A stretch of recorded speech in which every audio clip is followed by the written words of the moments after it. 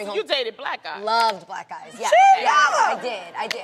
But for me, dark meat on the side, white keeps me mean and lean. You know, that's why I married white man. That's what I like. Hold up. What can I break? Okay, I got control. So we're meat now. Not only are we meat, but we're the worst form. I could never, ever say some shit so atrocious on TV about women. And you know what? I don't want to have that right. I'm not going to try to fight to have that right. I'm not going to try to have it should be, no, I don't want that. I don't want that. That double standard y'all can keep. But wow. Oddly enough, though, dark meat has more nutrients. So just a little side fact, but I'm not even trying to go there. That was 12 seconds in the video. And I can't even keep on going with that shit. But here's what's interesting. So remember when we did that video about like women? Oh, it's a preference. I like what I like. And I'm like, yeah, you like what you like. But where does it come from? And some people, like even this girl, if you'd have asked her what her preference was, she would have been like, oh, I like everything. I don't have any preferences. But oftentimes when people have their hierarchy of who is superior, inferior, even though they're not conscious of it, in some of their commentary, you see the way she elevated white meat versus dark meat. You dig what I'm saying? But again, a lot of stuff that is prejudicial happens below the surface. It happens in her subconscious. It happens in her split-second decisions. The irony of this is that she made this comment when she was married to a white man. She's now married to Jeezy.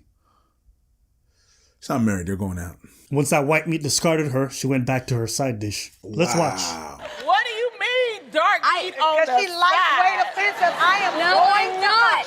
I'm saying I really do think black men are attractive. I do. Like, that's my... Well, what do you mean, dark meat on the side? That means, honey. That's...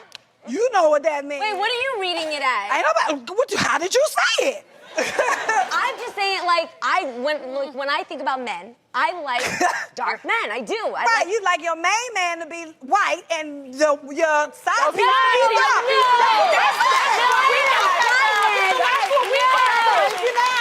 That is not what I mean.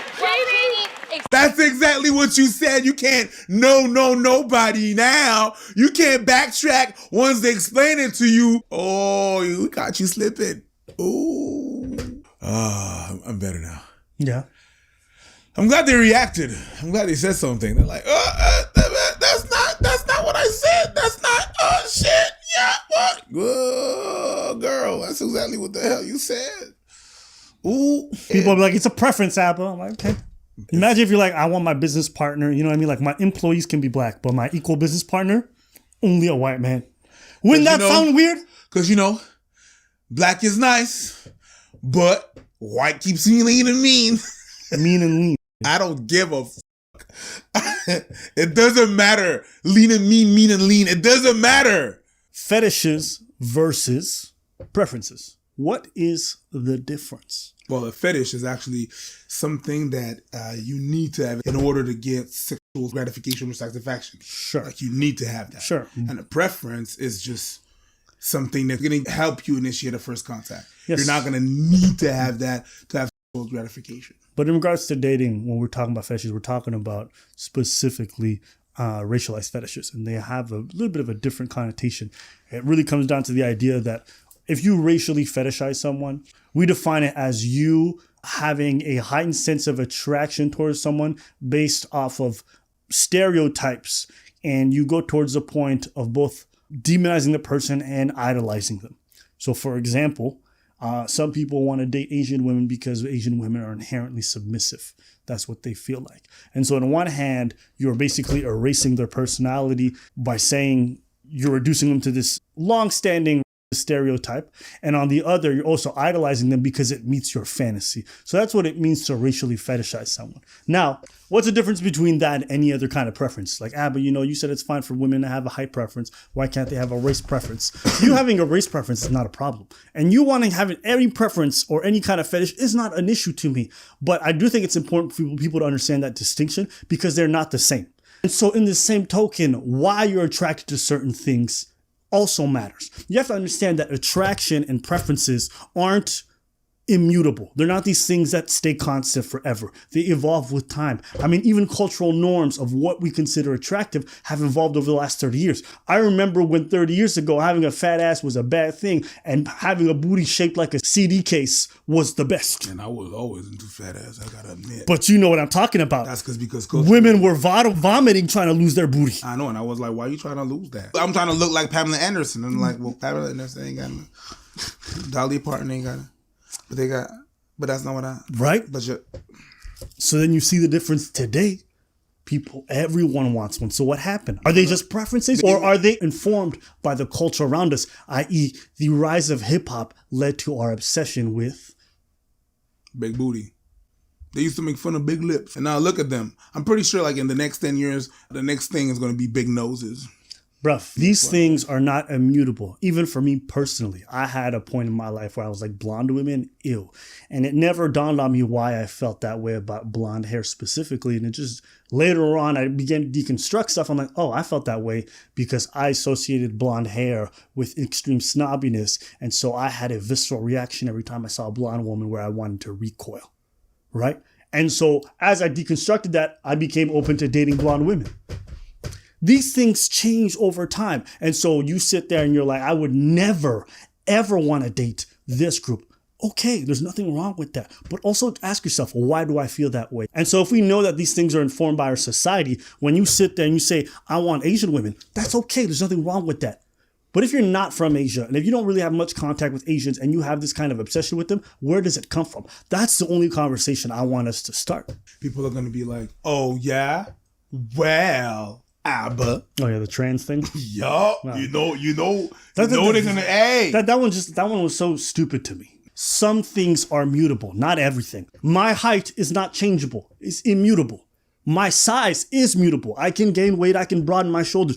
It's not because some aspects can change of your physique that all aspects can change. The same way, it's not because some aspects of what you're attracted to can change that all aspects can change. I see what you're saying. Right? These conversations are nuanced and it requires us to take time to reflect. And then people always say too, like, yeah, well, if white people want to preserve their culture, I'm like, yo, if you want to preserve your culture, I don't care. Go ahead. I don't care. There's a large difference between you saying, I want to preserve my Canadian or Irish heritage and you saying, I don't want my daughter to date a black person. Because black people are this and that. Do you see the difference? There's a difference. There's a nuance in it. If you can't catch the difference, it's nuanced, but it's pretty easy to catch. And there's nothing wrong with wanting to preserve your heritage. Do you know what I mean? Like, I don't know why it is when black people mention this stuff, people are like, well, that's racist. Like, it's not. Do you know how many Asian communities engage in that? South Asians? Do you know how many African communities engage in that? Latino communities, right? Like, it's not an inherently racist practice. That's just what I wanted to really get into. I want people to kind of think about these things instead of just coming up with basic answers and be like, I'm attracted to what I'm attracted to. I'm like, yes. If you guys believe in the idea of propaganda and its effect on people to change their psyche and their perception of things, I don't see why you don't think that your perception of what's attractive can also be affected. Because they're smarter than that. No, yeah. My mind is impervious to fucking imagery. People are spending all this money on ads and it's for nothing because it doesn't work on my brain. Imagery matters. Messaging matters. Words matter. And they do affect the way we view the world. They affect the lens through which we see it. The things that you listen to every day, they affect your psyche. You don't think the things that you're fed through your images affect how you perceive beauty and attraction? Let me ask you this. If people are just attracted to what they're attracted to, why is it that black men date out of their race far more than black women?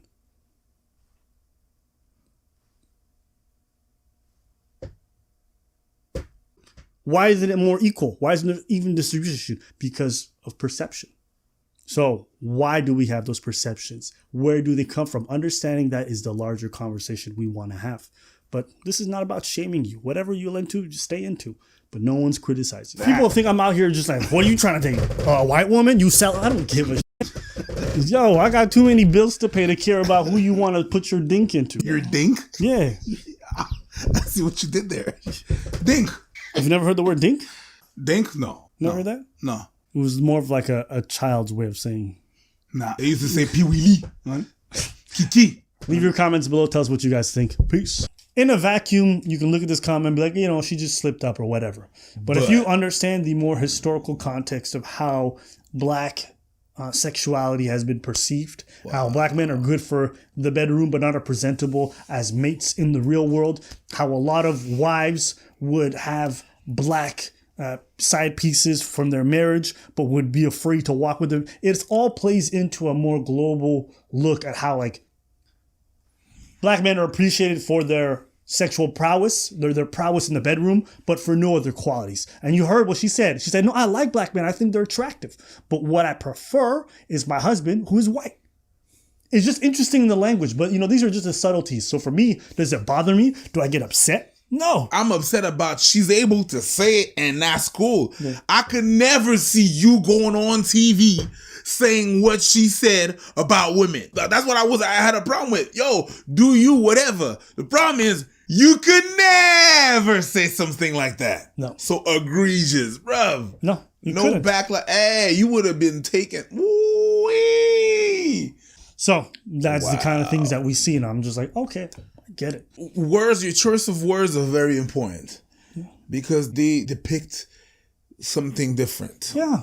And look, a lot of people who don't want to see this topic or don't want to see this issue will look for technicalities to be like, oh, I'm going to disregard everything you said. But again, if you look at the nuance of it, it's very clear.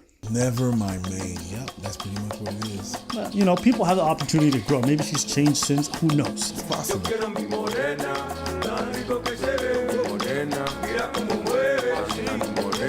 Mira como goza, mira como morena, mira